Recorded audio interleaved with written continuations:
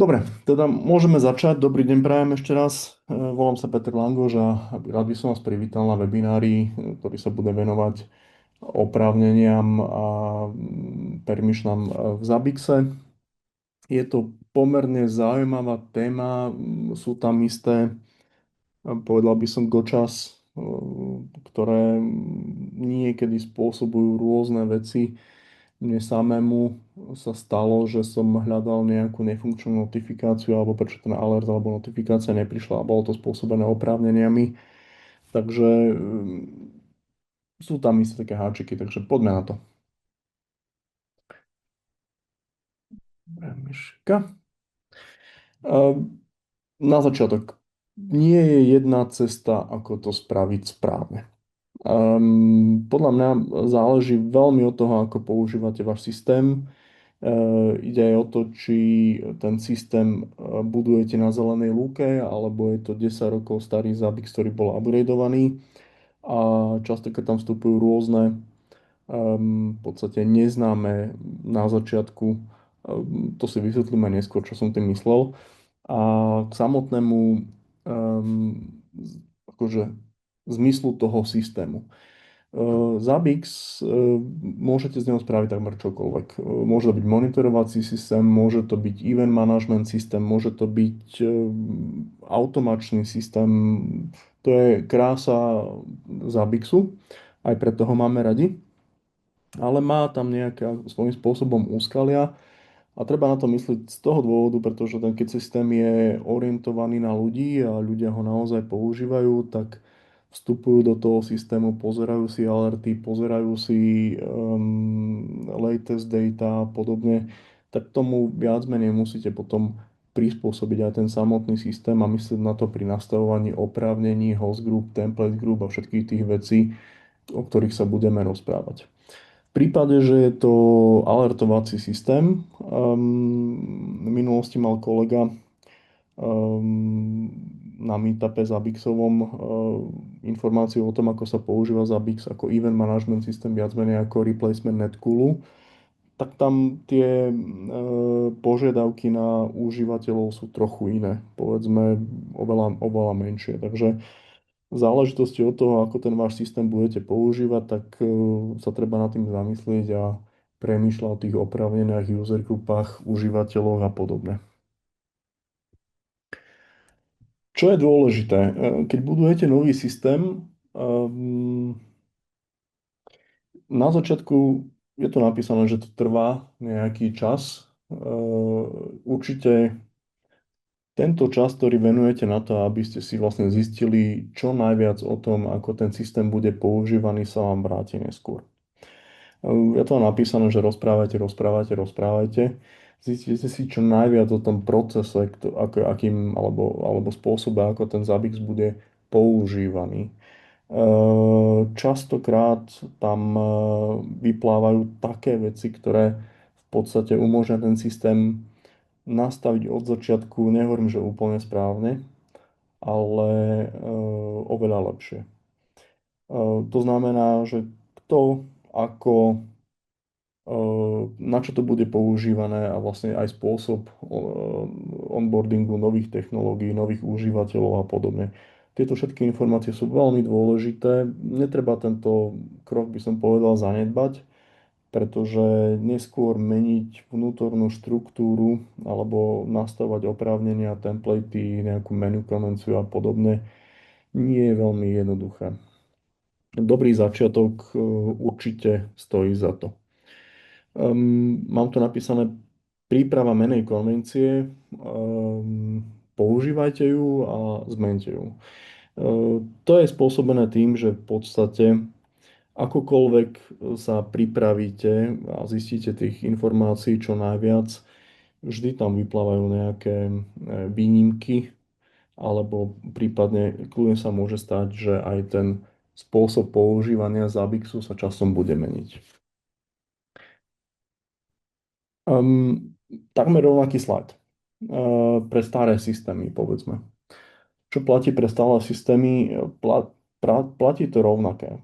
Rozprávajte sa, zistíte čo najviac o tých procesoch, ktoré a ako ten Zabbix je používaný, nie že bude používaný. Určite pripravte si nejakú menu konvenciu, opäť používajte ju, vlastne v tejto chvíli už začínate prerábať starý systém. Čo je dôležité povedať v tejto chvíli pri starých systémoch, že čo sa týka tých oprávnení a rôznej organizácie vnútorných štruktúr v Zabixe, keď nájdete nejaký starší Zabix, málo kedy ho dokážete zmeniť celý. V podstate nikdy sa to nedá urobiť, ako keď zostávate na zelenej lúke. Takže vtedy vlastne prichádza do úvahy prípadne aj migrácia do nejakého nového Zabixu. Ale ak to nie je možné, tak v tej chvíli v podstate skúste zjednodušiť tie štruktúry. Nemusí to byť úplne dokonalé, ale v podstate miesto, ja neviem, dvoch, troch, štyroch levelov v nestingu host grupách použite dva levely. A jednoducho zjednodušte tieto veci, zavedte nejaké pravidlá a aj takáto miera nejakej reorganizácie nejakých starých štruktúr v Zabixe určite pomôže neskôr pri pracovaní s oprávneniami a podobne. Neznáme na začiatkoch. V podstate je jedno univerzálne pravidlo, ktoré platí. Výnimky stále budú. Stretával som sa s tým v minulosti a stretávame sa s tým aj teraz. V podstate vždy je tam na začiatku aspoň jeden človek, ktorý používa nejakú vec nejakým spôsobom, ale problém je v tom, že v skutočnosti to nie je len tento jeden človek.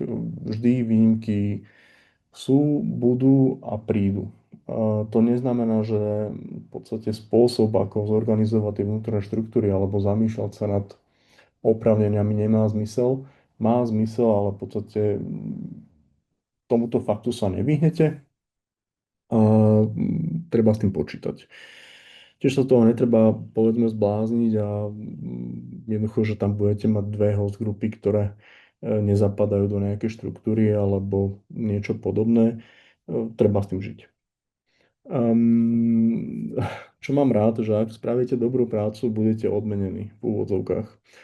To znamená, že aj tie týmy napríklad, ktoré na začiatku nepoužívali Zabbix alebo používali ho obmedzene alebo nevedeli ho používať, ho začnú používať viac a stane sa to pravdepodobne neskôr a to vám môže v podstate, ako povedať, backfire do vašej štruktúry. V každom prípade aj ten onboarding alebo nové týmy, keď máte nejaké štruktúry a nejaké pravidlá pre tie permissiony, je dobré ich mať, pretože aj keď tam niekto neskôr priskočí alebo začne používať nejakým spôsobom, tak máte systém, ktorým pracujete v tom prostredí a to vám vlastne pomôže udržať nejakú konzistenciu. Tento webinár bude teoreticky, povedzme, prejdeme si akoby nejaké základné koncepty k host grupám, template grupám, user grupám, user rolám. Na konci si ukážeme, ako spraviť read-only super admina pre nejaké integrácie, čo sa občas hodí, to špeciálne napríklad pri Grafanu. A povieme si aj, prečo špeciálne pri Grafane je to nutné urobiť, alebo v podstate limitovať tieto veci. A myslím, že tam bude aj jeden taký sneak peek, na čom kolega momentálne pracuje a je to v podstate niečo, čo Zabbix v tejto chvíli nemá a je to, viete si pozrieť oprávnenia jednotlivých užívateľov, ale neviete si pozrieť napríklad host grupy a akí užívateľa v nich majú oprávnenia. Takže trošku aj k tejto veci je to modul a možno vyjde čoskoro. Takže poďme k tým jednotlivým celkom. Prvá vec sú host grupy. A úplne také základné veci. Každý host potrebuje aspoň jednu host grupu. Len superadmin dokáže vytvárať host grupy. Zmazanie host grupy nevedie k tomu, že tie hosty v nej budú zmazané, pokiaľ to nie je vlastne posledná host grupa pre konkrétneho hosta, tak v podstate vás Zabbix upozorní, že ho neviete zmazať. Zabbix pracuje pri hostgrupách s konceptom nestingu, čo v podstate oddelíte tie grupy pomocou slashov. Takže toto je ako príklad, že vlastne prarodič, rodič, dieťa a na konci je cisko. Čo je dôležité povedať v tejto chvíli, že vlastne vy, aj keď vytvoríte nejakú takúto štruktúru host group v, v, v Zabixe, tak vlastne tá rodičovská host grupa nebude vytvorená automaticky. Na to treba myslieť. Nejaké základné pravidlá sú, že neviete používať trailing slashes, neviete používať niekoľko slashov a escapeovanie nie je podporované. Ďalej pri hostgrupách, o čom je dobre premýšľať, je v podstate, ako spravíte ten nesting, štruktúru nestingu, k tomu si povieme trošku viac o chvíľu. Niekedy sa o tých hostgrupách dá uvažovať akoby o reverzných tagoch, špeciálne pri notifikačných pravidlách a podobne. Takže taký mentálny flip je, že hostgrupa môže byť považovaná za reverzný tag a tým pádom vlastne aj jedna z tých otázok bola v podstate, ako používate ten nesting v Zabixe. Nemá zmysel, keď to nevyžaduje naozaj nejaká situácia, ísť do nejakého veľkého nestingu. 80-90% prípadov podľa mňa pokryjú 3 až 4 levely nestingu. Je to potom aj prehľadnejšie a aj pre tých koncových užívateľov. Pri hostgrupách niekedy je možné uvažovať o read-all užívateľoch. A to môže byť naozaj užitočné v niektorých prostrediach, takže treba zvážiť aj tento prístup pre nejaké špecifické use casey. Ja sme o tom sa povieme aj pri tom read-only superadminovi, lebo ten má oprávnenia na všetko.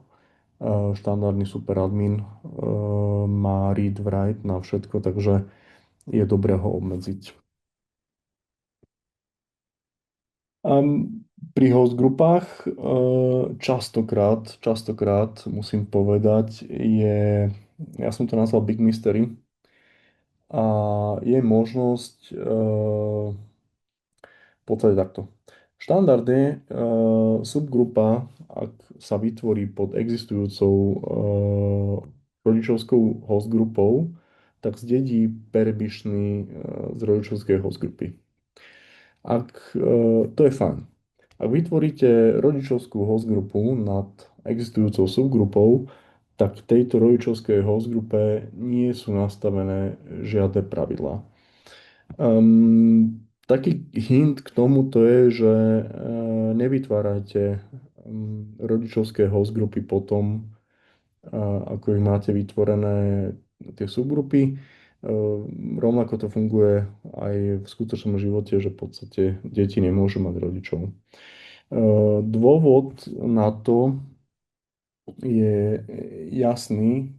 V podstate častokrát sa stáva, hlavne ak máte niekoľko superadminov, ktorí vytvárajú grupy a zabudnú na túto vec, čo sa pomerne stáva, tak zrazu užívateľia nevidia veci, ktoré majú vidieť, prípadne notifikácie, ktoré by mali fungovať, nefungujú. Je tam v podstate, ak si otvoríte akúkoľvek hostgrupu, v úvodzovkách čarovný Big Mystery tlačidlo, kde môžete apply permissions and take filters to all subgroups. To znamená, že na tejto úrovni potom všetky host grupy, ktoré sú v tej chvíli pod touto grupou, majú rovnaké oprávnenia. Týka sa to aj budúcich súgrup v host grupách. Um, čo je ale dôležité povedať, v tejto chvíli vlastne dôjde k tomu, že táto udalosť alebo stlačenie tohto tlačidla funguje v tej chvíli, kedy sa vlastne spúšťa. A ak tam dôjde k nejakým úpravám medzi tým, tak môžu nastať tie situácie, ktoré som spomínal, ktoré zapričujú to, že nemáte tú vizibilitu na problémy metriky a podobne. Častý dôvod, keď naozaj nepríde nejaký tiket. Poučenie z tohto je, že buďte opatrní pri vytváraní host group, pretože môžu nastať rôzne situácie, ktoré sa potom veľmi ťažko troubleshootujú. Ďalšia vec, na ktorú je dobré myslieť, akým spôsobom organizovať ten nesting. A to znamená, môžete zvoliť niekoľko prístupov. Áno, v podstate záležitosti aj od toho, ako organizujete svoje prostredie alebo aký je jeho účel. Napríklad, keď zvážite, že ten prvý riadok, kde je Customer 1 OS Linux a potom je Customer 2 app my app, v podstate hovorí o tom, že dokážete na tej úrovni customera svojím spôsobom assignovať oprávnenia na úrovni host group užívateľov a podobne. Prípadne, ak tam pridáte preto ešte all, akoby nejaký rootovský adresár, tak v tej chvíli dokážete urobiť pomerne jednoducho read all na ten domovský adresár, povedzme. V prípade, ten tretí riadok hovorí úplne niečo iné. Jednoducho, ak by ste potrebovali nejakú hostgrupu užívateľov, ktorí ale tá štruktúra by potom bola trochu iná, že v podstate na Linux by bol vyťahnutý o jednu úroveň vyššie, tak opäť musíte potom tie opravnenia delegovať iným spôsobom. Pretože tu už začína ako keby tá komplikovaná záležitosť, ako organizovať tie oprávnenia. A hovorím, tu si treba uvedomiť, že vlastne či ten Zabbix je multicustomerský, či je to pre užívateľov, alebo naozaj, či je to pre event management a systémy. A napríklad pre ten event management a systémy môže byť zaujímavejší ten tretí spôsob, keď budete mať ako keby Linuxy v nejakej vyššie grupe, pretože potom vlastne viete svojím spôsobom na Linuxoch robiť nejaký planning alebo capacity planning a podobne. Pričom pri tých prvých dvoch prípadoch tam je to trošičku komplikovanejšie, lebo ten Linux je vlastne daný na tretie alebo štvrté miesto.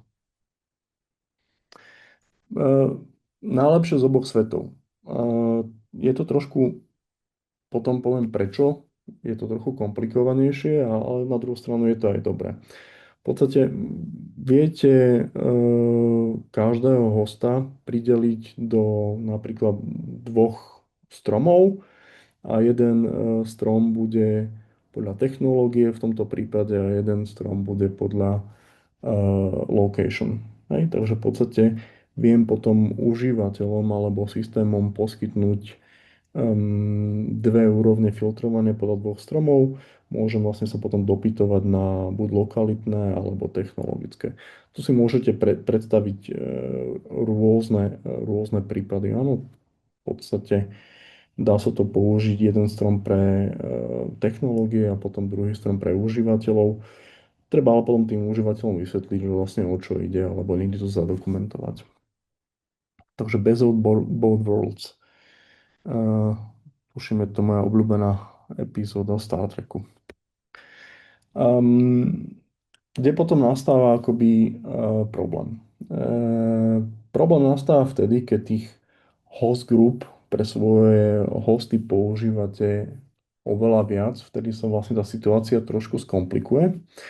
A v tej chvíli nemáte veľa iných možností, ako udržať ten systém konzistentný aj v budúcnosti, ako pustiť sa do automatizácie alebo cez APIčko najmä. Áno? Takže v podstate Join the Dark Side, to už je Star Wars, a v tej chvíli potrebujete automatizovať vytváranie hostov, host group a podobne. Podľa toho konceptu, ktorý si najprv navolíte. Áno, len v podstate čím viac host group, tým viac udržať je problém tú konzistentnosť bez automatizácie.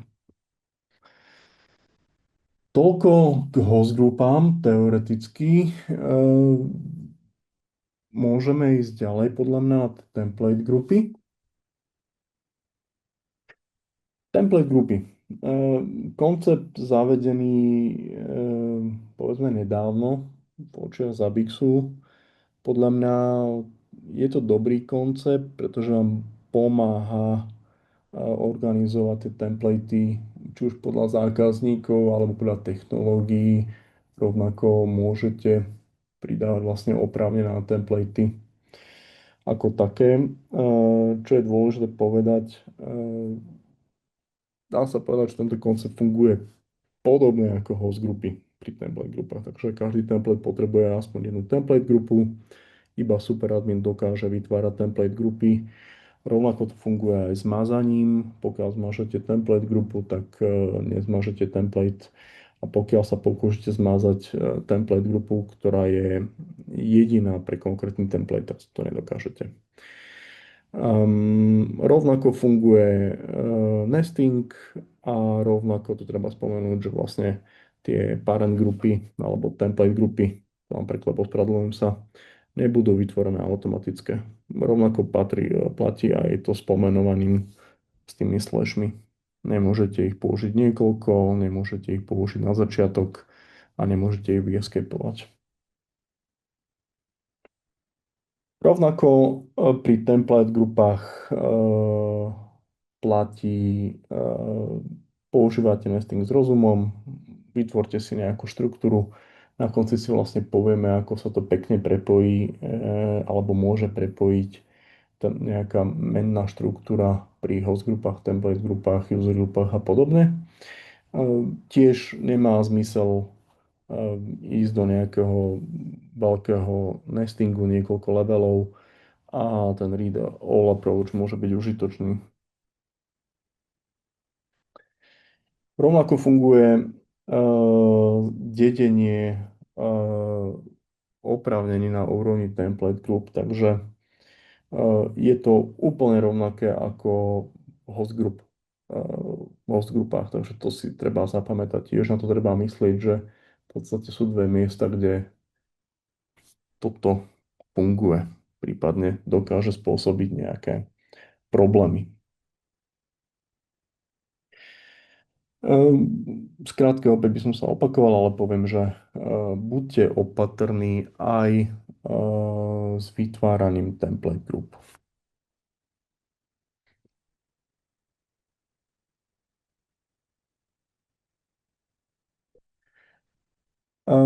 Máme otázku, či je dobré usporiadavať template grupy podľa toho, na čo sa používajú templatey, alebo podľa systému. Aké máte skúsenosti? Ďakujem za skvelý webinár.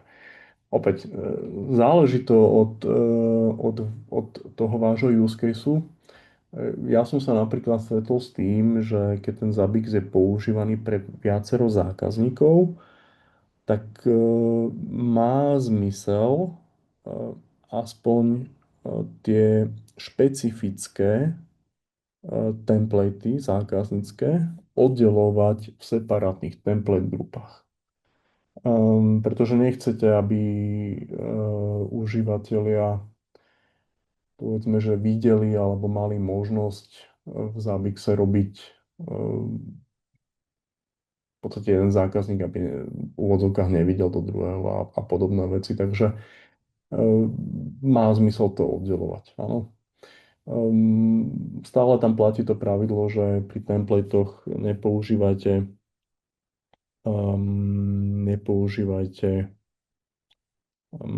originálne templatey, urobte si klon a potom ich zadielte do tých template group podľa toho, na čo ten váš systém je určený. Dobre. V podstate, čo platí pri template grupách rovnako, že môžete tam využiť niekoľko možností, alebo treba zvážiť vlastne, ako chcete organizovať presne toto, čo sme sa teraz rozprávali. V podstate môže tam rozdeliť to na Customer 1 templates, Customer 2 templates, tedy vlastne máte separované templatey pre zákazníkov.